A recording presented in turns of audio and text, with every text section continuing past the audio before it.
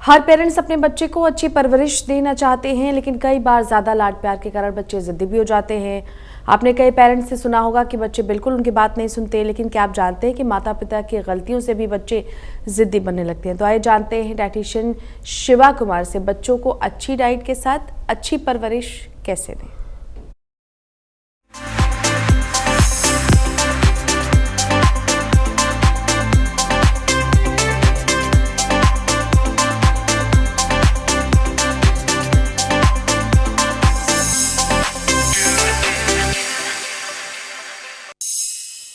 Hello, नमस्ते, सत श्री अकाल। कैसे हैं आप सब? उम्मीद करता हूँ सेफ होंगे, सुरक्षित होंगे। मैं हूँ डाइटिशियन शिवा। अगेन एक काउंसलिंग डे था। यकीन लगाइए बहुत टफ होता है जब मैं टीवी के लिए कुछ बोलती हूँ या मैं अपने ऑडियंस में 4000 या 5000 लोगों के आगे बोलती हूँ या अलग अलग वेबिनार्स पे बोलती हूँ, अलग अलग कंट्रीज के साथ बात करती हूँ। मुझे डर नहीं लगता। मुझे लगता है कि face the challenge and face it, कि देखते हैं क्या है।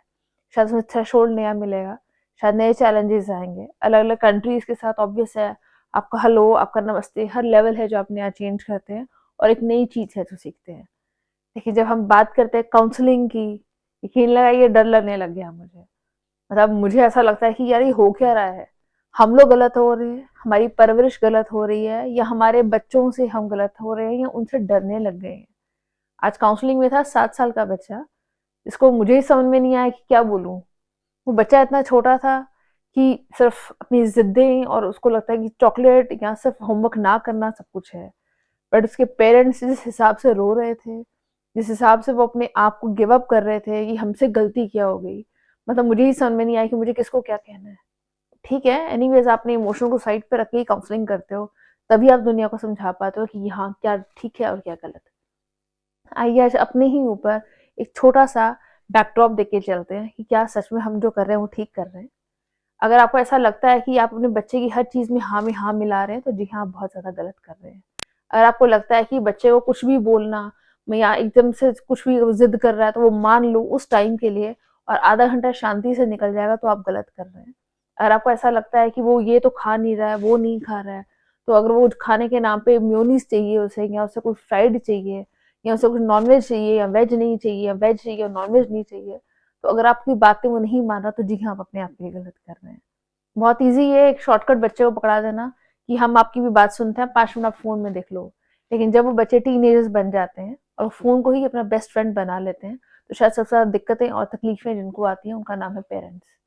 तो जी हाँ, आइए प्लीज़ आज इस चीज़ पे बात करें, what is basically important. Basic importance या इमोशनल अटैचमेंट, जो कि हमारे फ़ोन्स ने काफ़ी ज़्यादा कम है जो कर दी है। हमारी प्री ऑक्यूपेंसी ने और ज़्यादा कम कर दी है। एंड लास्ट ऑफ ऑल हम लोग थक जाते हैं, हमें इरिटेट हो जाते हैं और वी आर लाइक कि बस हमें हमारे हाल पे छोड़ दो, या हमें सोने दो, या हमें रेस्ट करने दो, या हमें अपने आप के साथ, फ्रेंड्स के साथ एन्जॉय है जो करने दीजिए। सो कॉल्ड मी टाइम है वो मुझे दे दीजिए, और मुझे आपके बारे में ज़्यादा नहीं सोचना है। अगर आप अपने अपने मी टाइम पे इतना काम करते हैं, तो there is a word known as us time. शायद उसके ऊपर हम बात नहीं करते। हमारा तो अस टाइम नहीं होता है। मेरे को अपने आप को ठीक रखना है, फिर मैं बाकी सबको ठीक रख सकता हूँ। लेकिन आप अगर अस टाइम को ठीक रखते हैं, तो आपका मी टाइम अपने आप ही मल्टीपल फोल्ड्स में है जो हैप्पियर होना शुरू हो जाता है। हमारी दादियों ने या नानियों ने कभी ऐसा नहीं किया कि आप अपना मी टाइम है जो देखते रहे। उन्होंने शायद पूरी की पूरी जनरेशन हिंदू चलाई है। लेकिन आज का टाइम मी टाइम के ऊपर है। मी टाइम का मतलब ये नहीं है कि आप अपने आप को बदल जाएंगे। मी टाइम का मतलब ये नहीं है कि सिर्फ हम अपने ही बारे में है जो सोचने लग जाएंगे। काफी ज्यादा लोग एक ही चीज के ऊपर चल रहे होते हैं, दैट इज कि मेरे को ध्यान नहीं देना, वो बहुत रोने लग जाता है, मैं कुछ खाने को देती हूँ वो मानता नहीं है। प्लीज, एक चीज होती है उसे कहते हैं पेशेंस। शायद हम सब में पेशेंस की कमी है जो होने शुरू हो गई है। उस पेरेंट्स ने अपने बच्चे को इतने चांटे मार मार के इतना जिद्दी है जो बना दिया था, और बना दिया है, अगर मैं इसको राइट वर्ड्स में प्रूव कर पाऊँ तो, मतलब उस बच्चे पे चांटों का असर नहीं होता। वो प्रिंसिपल से सॉरी नहीं मांगता, उसको कहीं पे किसी चीज का वो डर नहीं होता। रेस्टिगेट कर दिया गया उसको 1 हफ्ते के लिए और उसका कोई जवाब नहीं, and he is all okay. अब समझिए इस चीज को कि एक बच्चा जिसके ऊपर डर खत्म हो गया, जिसको सो कॉल्ड हम रैट रूम में ले जाएंगे, डार्क रूम में ले जाएंगे, ये सब करते रहते हैं, और उसके हम असर ही है जो खत्म कर गए हैं। तो प्लीज अपने बच्चों को डराइए मत, उनको साथ प्यार से हैंडल कीजिए। किसी भी चीज को करना है प्यार से हैंडल कीजिए, और काफी चीजें प्यार से हैंडल हो जाती हैं। वो पुराना जमाना नहीं है कि 2 चांटे चिपकाए बच्चा बैठ जाएगा। शायद वो चुप हो जाएगा और सहम जाएगा, या वो और ज़्यादा गलत हरकतें हैं जो करने लग जाएगा। आप इस चीज़ को सोच के चलिएगा कि अगर आप एक्सेस में डाँटते हैं, वो भी गलत है। आप एक्सेस में नहीं डाँट रहे और सारी बात मान रहे हैं, वो तो एब्सोल्युटली गलत है। अगर आप येस मैम या येस बॉस अपने ही बच्चों को देने लग जाओगे, तो शायद अपनों के साथ आप भी एक फेक ज़िंदगी है जो जीने लग जाओगे। तो उस फेकनेस से बाहर आइए, अपने बच्चों को प्रॉपर टाइम है जो दीजिए। लास्ट के सिर्फ 5 मिनट में एक चीज़ कहना चाहूँगी, 5 मिनट अपने आप को दीजिए, अपने खुद को। लेकिन 2 मिनट अपने बच्चों को दीजिए, अपना फ़ोन साइड पे रख के, और पूछिए उन्हें कि आज क्या किया? What was something new? नई चीज़ पे बात करते हैं ना। पुराना तो हम सारे ही बात करते हैं, तो नया पे तो हम बात ही नहीं करते। नए के नाम पे हमारे पास कुछ होता नहीं है, क्यों? क्योंकि हमने कुछ ऐड नहीं किया। हमने नए के नाम पे एक पीएसपी 5, 4 व्हाटएवर सीरीज़ है जो लाके दे दी, या हमने उनको अलग-अलग गेम्स हैं जो लाके दे दी, या हमने अलग-अलग गैजेट्स के साथ उनको इतना ज़्यादा चीज़ों से भर दिया है कि उनकी डिमांड्स है जो मल्टीपल फोल्ड हायर होती हैं। उनको बेस्ट ब्रांड का लैपटॉप चाहिए, तो बेस्ट ब्रांड का फ़ोन है जो चाहिए। मतलब जो नेक्स्ट पेशेंट उनके बाद थे, उस बच्चे की डिमांड थी कि आईफोन 15 प्रो मैक्स है जो मुझे चाहिए। आप सोचिए, 1.5 लाख रुपए का फ़ोन, एक बच्चा, और क्लास है 7th। मतलब आज मुझे ही ऐसा लगा कि हम कुछ कहाँ गलत कर रहे हैं। लेकिन हर बच्चे को आप इतना ज़्यादा भी मत दे दें कि उसकी डिमांड का लेवल इतना हाई हो जाए कि आपको ही समझ में ना आए। और उसके फादर के पास उन्होंने मुझे खुद बताया कि मैम देखिए, मेरे पास 23,000 रुपए का फ़ोन है और वो 1.5 लाख रुपए का फ़ोन मांग रहा है, बताइए मैं कैसे लेके दूँ? तो इतना ग्रीन ग्लास मत दिखाइए बच्चों को कि जहाँ पे हल्का सा कुछ आए तो वहाँ पे दिक्कत होनी शुरू हो जाए। काफ़ी बच्चे डिप में चले जाते हैं, उनके ऊपर एक पीयर प्रेशर होता है कि मेरे फ्रेंड के पास ये है तो मेरे पास भी ये होना चाहिए। लेकिन वो क्लैरिटी होना चाहिए कि वो हमारे अपने पैसे का होना चाहिए। फादर का या मदर का कंट्रीब्यूशन हो सकता है, लेकिन हम उसको प्रेशर क्रिएट करके नहीं ले सकते कि मम्मा हमें ये चाहिए या पापा हमें ये चाहिए। प्लीज़ अपने आप को इमोशनल टाइम के साथ-साथ बच्चों को इमोशनल टाइम ज़रूर दीजिएगा।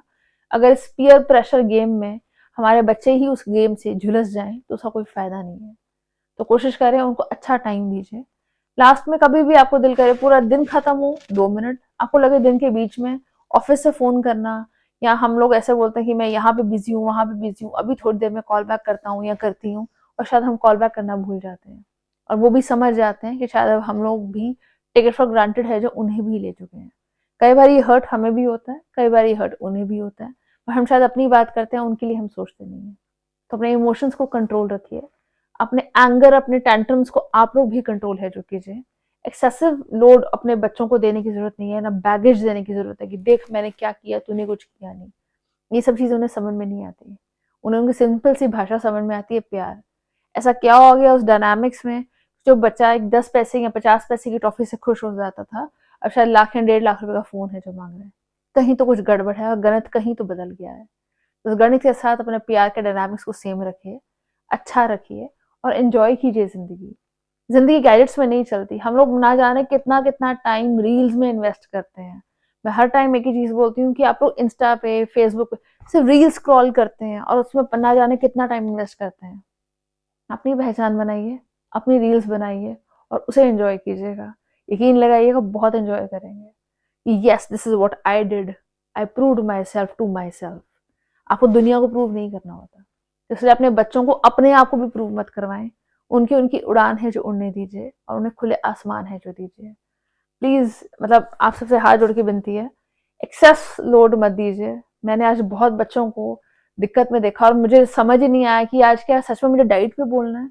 और मैं मतलब एक नई मुहिम के ऊपर जाना चाहती हूँ कि हम सब क्यों ना हम खुल के बात करें। हम लोग क्यों ना इस पे बात करें कि what do we feel and how do we feel.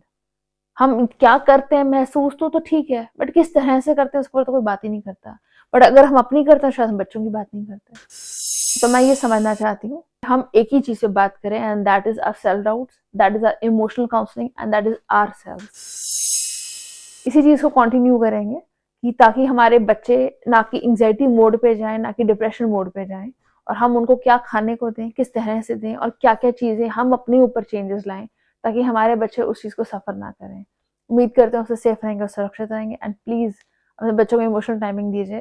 Counsellor के बाहर बैठ के टाइम देना कोई टाइम नहीं होता, वो एक खाना पूर्ति होती है, क्योंकि हमने उस टाइम उनको टाइम नहीं दिया जब उन्हें टाइम चाहिए था। काउंसलर्स के पास ना जाके अपने आप के पास जाइए, अपने बच्चों को अपने गले से लगाइए, शायद उन्हें इसी चीज़ की कमी है। Thank you so much for joining.